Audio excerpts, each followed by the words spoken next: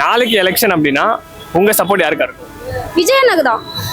இந்த காரணத்தினால நான் விஜய் அண்ணாவை சூஸ் பண்றேன் அப்படின்னா அது எந்த காரணம்? நிறைய இருக்கே ப்ரோ. பரவாயில்ல சொல்லுங்க.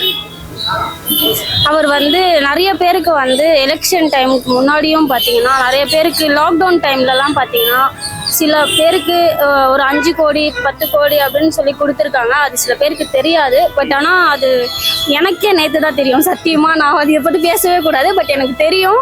நானுமே ஒரு வீடியோஸில் தான் பார்த்துருக்கேன். அண்ணா இந்த மாதிரி ரிலேட்டடாக நிறைய ஹெல்ப் பண்ணுறாங்க. இப்போது அவங்க சர்க்கிள்லேயே பார்த்தீங்கன்னா நிறைய பேர் இருக்காங்க.